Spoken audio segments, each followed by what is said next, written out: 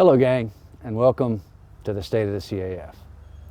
You know, this year has been one heck of a year. Wow. 2020 was something to be remembered, hopefully in our rearview mirrors, right? I'm so glad that that is over, but we still have a lot of work to do. As an organization, the CAF did extremely well. I'm very proud to be a part of it. Compared to many similar organizations, most of which ceased or curtailed their operations, laid off as much as 50% of the staff or more, we were able to get through in pretty decent shape. About once a week now, I still hear about museums that are going out of business. A single point of sale right now is not a good model to be in. Our flexibility and ability to adapt really shown throughout the past year. I'd like to get into a few of our challenges as well as a few of our achievements before we get into some of the details about the state of the CAF. Our 2020 challenges, wow, don't you know? It starts off with COVID. COVID-19 drove many of our decisions. It drove a lot of our issues, and it created certainly a lot of problems. We had communication problems within the CAF. We had this prior to COVID-19, but COVID-19 kind of drove those home. Communication between the national headquarters folks and units because they weren't around, communications between units and members. Communication was a big challenge for 2020. We missed wings over Dallas, a lot of other events. We lacked flying and proficiency. We had insurance increases. Not a lot we could do about that. We were reacting to the pressures of the environment. We were able to save some money by putting aircraft on the standby list, but at the end of the day, there really wasn't a lot we could do about it. We had a lack of unit revenue in large part, and some lack of revenues at the national level.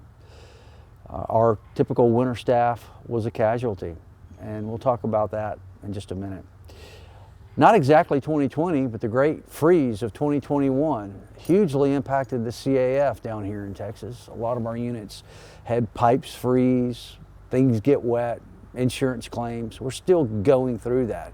A lot of our members suffered through hours or days without heat, and not just freezing temperatures, but temperatures less than 5 degrees. It was really dangerous here in Texas for people that just really aren't prepared for that kind of stuff. So those were the challenges. What about our achievements? You know, COVID-19 in many ways was an achievement for the CAF. We met it and we did well. We did very well. Our communication issues, we grew from that. We were always a pretty adept organization at some of the more new and innovative ways of communication, but Nancy, Rosalind, and Leah did an awesome job of putting together webinars and other video events, utilizing social media, YouTube. We had staff conferences with myself. We had unit leader conferences. We had member conferences. We had some historical things and stories about airplanes and stories about members. And we really worked hard to get connected. I know a lot of units worked very hard to get connected as well. So they started phone trees. They had video conferences of member meetings so that those that were less able to get out could participate. So we were able to do some very good things, and those things are going to continue. We're going to continue to do those things because they're good and they really help us stay connected. We applied for and received a PPP loan, and a lot of that money went back to the units as well as to a lot of very needy places. And we'll talk about that more in the finance section. We were able to cut costs in two ways. One, from an operational standpoint, because we weren't flying very much, and two, because we were able to look around and really only fund the things that were strictly required. And you'll see some more information on that too. Arsenal democracy was a great achievement. Yeah, the weather rained us out the last day, but everything went well. We had a great team. We had a great plan. We had a huge CAF commitment and turnout. We had some great pictures there.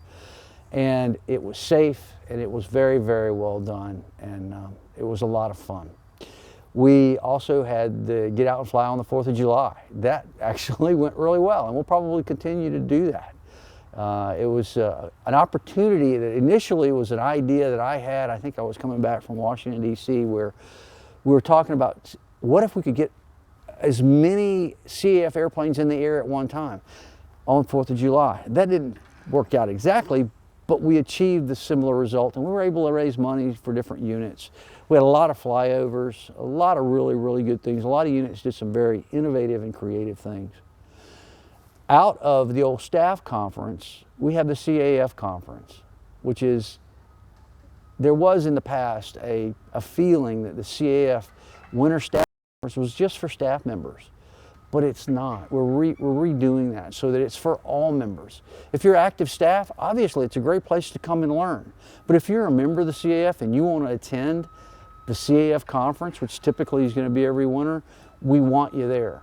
You may not be the unit finance officer, but the more you know about what happens in finance, or the more you know about what happens in membership, the more you know that what happens in development, the better CAF member you can be and be more part of your unit.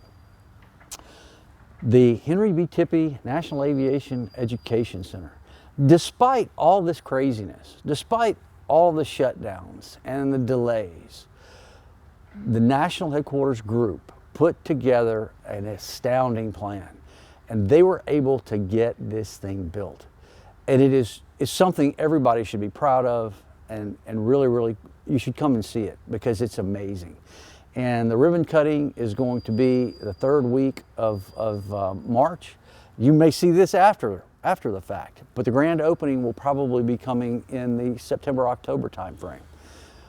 But it is an awesome testament to what we do and our mission of education, and I encourage you to look at it. There's a lot of updates online and in other places, so have a look and see some of the fun stuff that Nancy McGee, the new Vice President of Education, is putting out there. It's some really cool stuff, and we'll talk a little bit about that in a few minutes.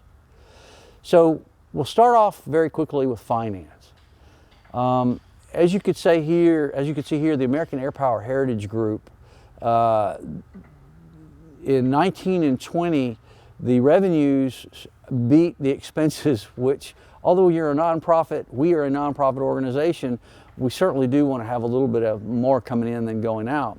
This year, we didn't have nearly as much expenses, we didn't have nearly as much revenues either.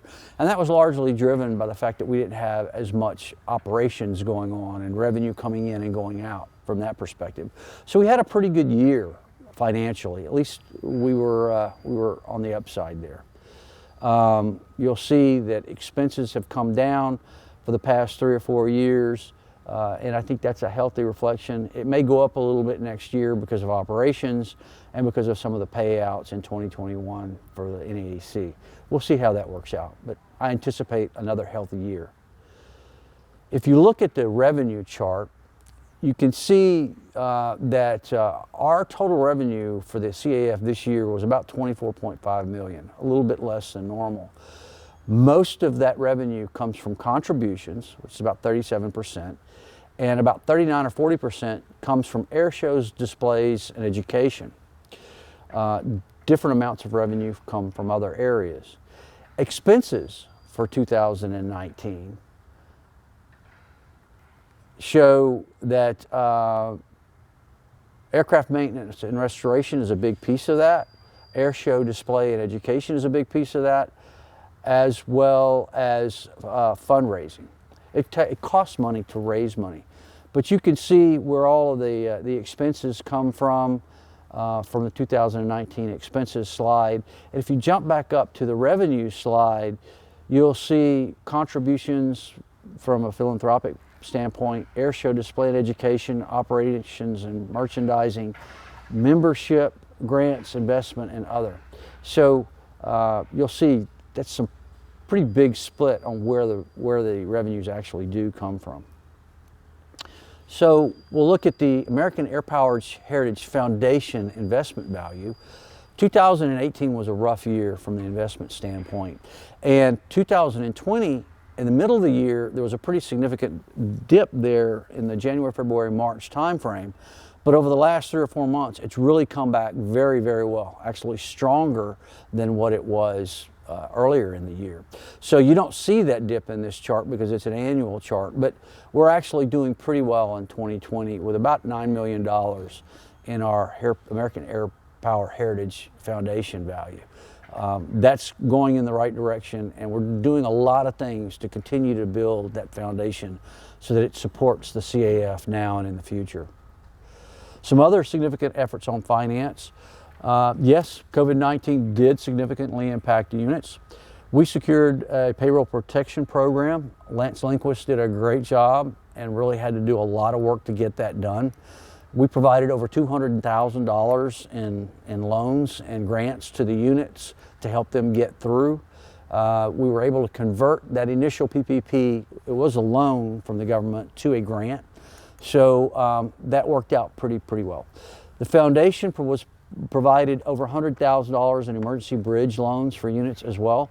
So basically we put out about $300,000 for units so that they could help get themselves through a very difficult time. We closed on a new market tax credit transaction. David Oliver and Lance did an awesome job on that. We closed in 2021. Basically what that is we sell our tax credits because taxes don't mean much to us, to very wealthy organizations. And in the bottom line, what it meant was $1.8 million in positive revenue to be used on the National Aviation Education Center. It's quite a complex evolution, and it took a lot of months and a lot of time and effort on Lance and David's part to get that done. They did a great job. So member services. So there's something interesting here. If you look at the slide, you'll see what appears to be a big dip in 2020. And it's a little bit misleading. If you look at just the colonels, we lost about 550 so colonels, about 13%. That was impactful. It was not good. It's been coming back over the last few months a little bit. It was like we had the initial dip and we've been following the line as we move forward. We have some plans in place to hopefully fix that gap and increase it a little bit. The life members actually went up a little bit, and that's a good thing. But where the real miss was almost 2,000 associate members, and that's strictly because we didn't do the rides. We weren't able to get out there and do the rides program, and that's where the associate members traditionally come from. And so that's where that number is missing. I think we'll see a big jump in that back up in 2021. We'll just have to see where the year goes on that. Member services in 2021, we are going to be having a new position, a vice president of membership. And the reason for that is to try to fill that gap, as I just said, on the membership that we lost, that 13 to 15%, and build it up higher, as well as the NAAC, National Aviation Education Center, to build a membership core for that entity. Looking forward to seeing that grow. We're going to focus in retaining and regaining those lost colonels, as I said before. And also, we've started a new unit strategy. So in the past, units kind of popped up organically. Groups of passionate people started units, and they built them, and they moved along, and it took time. About 2 years ago, we started on a strategy to find areas of the country where CAF units didn't exist. And we would look at an area and go, wow, there's not a CAF unit within 500 miles of that area. That'd be a great place to start a unit. Well, COVID kind of put a quash to that. We did start one unit, but COVID put a kind of a quash to that. And about 3 months ago, we started thinking, how can we enhance that? So what we did is we layered the marketing information that we got from the tour aircraft, the aircraft that are going out there and flying, and we overlaid that with the demographics of the areas that we thought geographically could support a unit. And we combined to actually aggressively go to those areas and look for people that would want to start a unit. And we set them a goal. And we actually had a competition, or having a competition, where if they get 30 members, and I think 5 aircraft sponsors, and they put all these things and these requirements, it's on our website together, we would work with them to get them a new, not a new, but a Warbird, PT-19 or something like that, that would be good for a new unit. And so we're in the middle of that new unit strategy.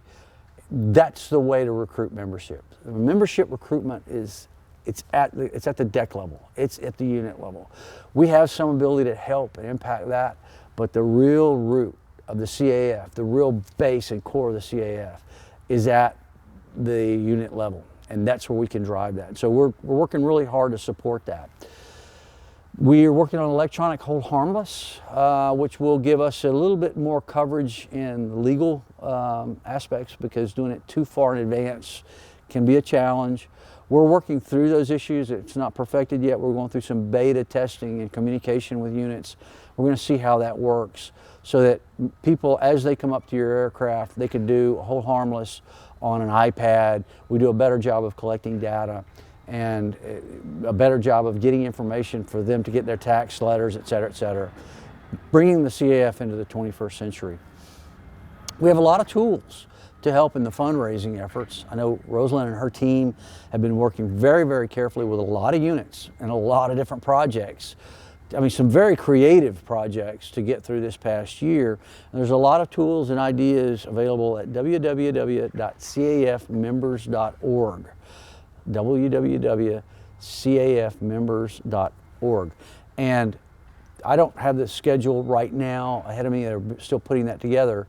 But development and finance and membership will have their own individual sessions in the coming weeks. So development. Fundraising for 2020 was great. It was a good job. We had 2 special campaigns for unit fundraising in response to unit COVID-19. We raised nearly $8,000. We supported the United We Fly 4th of July campaign. Like I said, I think that's going to be something that becomes an annual program. We raised nearly $15,000 for that. And the 12 planes raised nearly $200,000 again this year. And that money, for the most part, goes to either the Restoration Grant Fund, about $38,000, and the rest to units for their aircraft. And so since 2019, we've raised $980,000 to support the units, their airplanes, and the Restoration Grant Fund, which also supports their airplanes. So Leah and Rosalind and their teams have been very busy out there doing creative things to work with you, so you can do creative things to raise a lot of money to support the CAF and your units.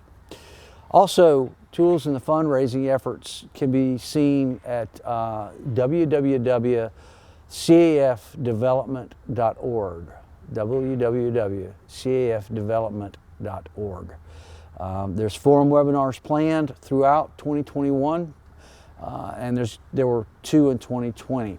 Customized fundraising webinars and workbooks for the CAF units is available. There's a $500 for a 10-part series, and we're not making money off of that. What that does, that enables us to buy that program so that we can download it to our units.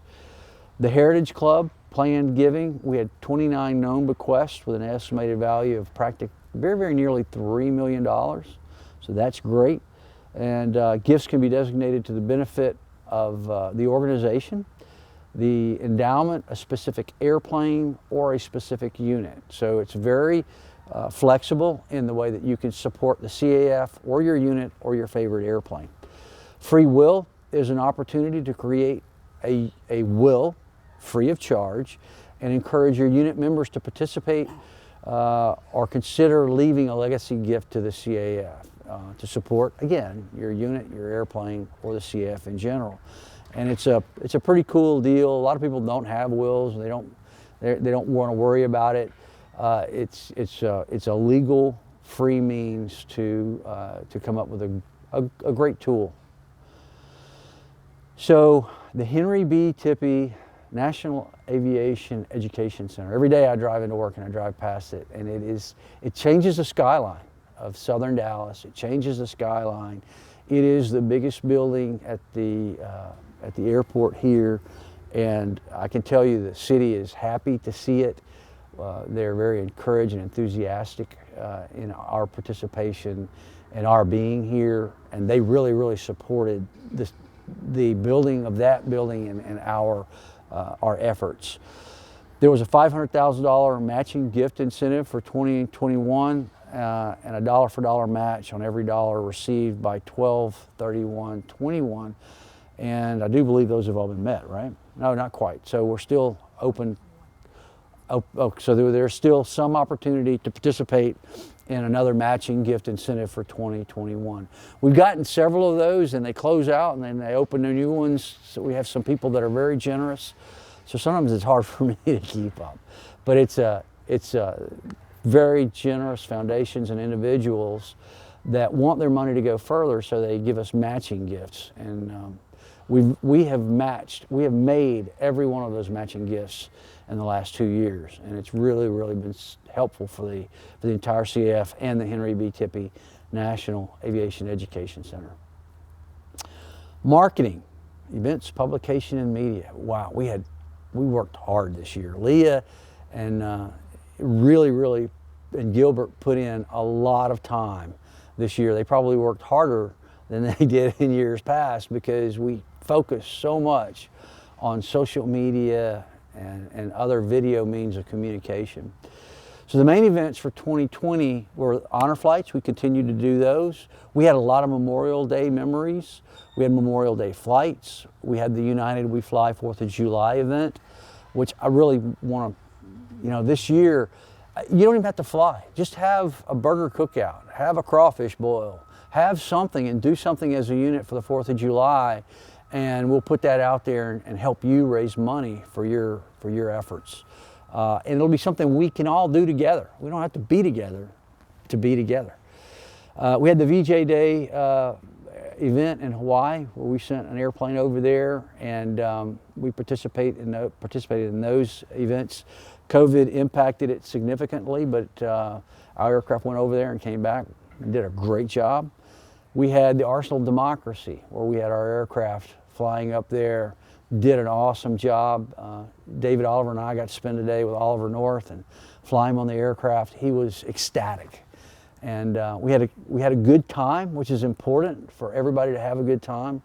And we did our job. We educated, we inspired, and we honored some veterans, which was really special for us to do. And we had a great 12 Planes of Christmas.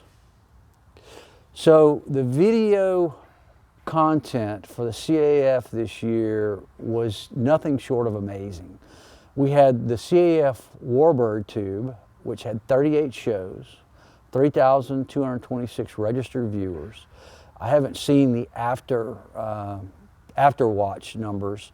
There were 6,200 hours watched. We did oral histories, we did member profiles, we had aircraft history and profiles, we had some historic videos. I mean, that was really impressive. We will continue to do that, maybe not in the feverish pitch that we were doing there for about 4 months, but there's a lot of things like the all staff meetings that I had once a quarter, or all leader meetings that I had, or all member meetings that I had. We're going to continue to do those, probably not once a quarter, but we'll continue to do that, because I felt like a lot of members really appreciated the connectivity that we really worked hard to achieve. I got a lot of comments and talked to a lot of people, and a lot of folks listened and they enjoyed it. A lot of questions, and that was good too. On the news, we had 1.6 million potential reach, and that was through a lot of different efforts. We had Yahoo News, we had the LA Times, CBS National, NBC New York City, Business Insider. You guys were out there, the planes were out there, the mission was out there, and despite COVID, you met the challenge and did a great job. Education. What did we do in 2020? So we had Brenda Townsend, our new Director of Education, came on board. Nancy did a lot of webinars and web resources. We had Carnegie there. He was all over the place. Awesome guy he is. We all love Carnegie. We had the J3 Cub project. They were running in here in the hangar, and they tore the Cub all the way down. It's in powder coat and getting fixed up right now. They'll start building it back up soon. COVID slowed that down. There were about 4 or 5 months where the kids couldn't come into the hangar and participate in those activities, but they're back. And we think we'll probably be moving that stuff into the new facility in the next few months. But they're back, and we'll probably be starting to work on those efforts here real soon. We had the Texas Teacher Professional Development Certification for the CAF, so we are certified now in our facilities to provide ongoing education credits to teachers, so that that's kind of a two-pronged thing. It's good for the teachers because they get ongoing credits, but it exposes the teachers to the CAF. And then the CAF can go back to their schools and bring education programs here to our facility. So it's a really, really good opportunity. We had unit and NAAC programming development. We went through a lot of things. We're continuing to do a lot of those things. And I think you're going to be excited over the year. We're going to have a ribbon cutting, like I said, at the end of the month. But the grand opening will be at the end of the year. It's like building a house. Well, now you got to put furniture and all the other things into it. And there's a lot of exciting developments that are going to be coming in that building over there that you're going to really want to stay up with. And it's going to be a lot of fun this year, a lot of hard work too. So the 2021 outlook for NAAC is that it will be coming on board. It will be a flagship and a model for all of our education programs. The education team will help the units plan and run their education programs, and they'll be there to support you. The goal is to take education programs either from the units or develop them, fix them so that they're able to be used in different states and localities, and then farm them back out to the units. Take the best of the best and get it back out to all the units so that they can learn best in class. NAAC Spotlight is going to bring a new audience to the CAF. I promise you that. I get a lot of input, a lot of questions from people in the Dallas and Fort Worth area about the building and what's going to happen there. And we do anticipate increased membership and participation. We're looking forward to 2021, the Henry B. Tippie National Aviation Education Center. It is a flagship. It's the best in class facility. There's nothing like it out there. There are facilities that are museums, there are facilities that are education places, but there's nothing that's going to be quite like this. It's unique and it's special and it's going to grow, and I'm excited about it. The other thing was in 2021, 2020, one thing I didn't say earlier was it was a safe year. We flew 25%, roughly 25-30% of the hours that we would normally fly, but we still didn't have any reportable accidents. And that's very, very good. I'm very proud of that, probably more than anything else. Because even with a lack of proficiency, we kept our head on a swivel, we kept our mentality in the right direction, we were attention to detail, we were motivated, and we were careful. And we didn't bend any metal, and that's great. And so 2021, we want to do the same thing. We know that our proficiency might be a little bit rusty in some places. Being aware is the way that we mitigate those risks. And so I challenge you, when you get in the airplane, double check your pre-flights, double check your checklist. Make sure that you're ready to go. Make sure that the aircraft is ready to go. And then go have fun, right? We don't want to take any chances. If it's not perfect, we don't go. No operational necessity in the CAF. But I'm looking forward to another safe year in 2021 like we had in 2020. I do anticipate a lot of air shows and flying. Right now, Wings Over Dallas is a go. Oshkosh is a go. Everything I'm hearing right now in the year to come is planned to be a go. So let's hope that COVID keeps going in the direction that it's going, and we can get to those air shows and get out there and do some educating, some honoring, and some inspiring. The grand opening, I've said it before, the grand opening of the Henry B. Tippie National Aviation Education Center will be towards the end of the year, probably around October. So we're looking forward to that in 2021 as well. So I've done a lot of talking, and I'm looking forward to listening in on all of these education pieces that are going to be brought to you over the next couple of weeks. And like I said, it's going to be taped, so you'll be able to go back, maybe have a day where you take the unit and everybody can listen to the finance education piece or the development education piece. I really would like a lot of the units, all the units, to push hard on the membership. We need to work hard on the membership to get them up. And if you need help, let us know. We're going to work hard to support you and what you need to help you with those efforts. So in closing, 2020 was a challenging year. Personally, professionally, as an organization, it really, really was. But due to the hard work of our members, our units, our volunteers, our board members, thank you to those guys. They really, really worked hard too. They did virtual meetings and really had a lot of great ideas and support for the staff and the paid staff. We maneuvered our way through a very challenging time. And we came out the other end in pretty fair shape. 2021 has yet to unfold. And I'm sure that there's going to be even more challenges that confront us, whether they're blizzards or droughts or whatever. There's going to be more challenges. But I'm confident that we're going to meet those with the same flexibility, motivation, and awareness that we did in 2020, because that's what the CAF is about. That's how we deal with things. And I am so proud of being a part of it. The CAF and her members are resilient. They're flexible. They're capable of meeting any challenge. And I'm honored to be a part of this great organization.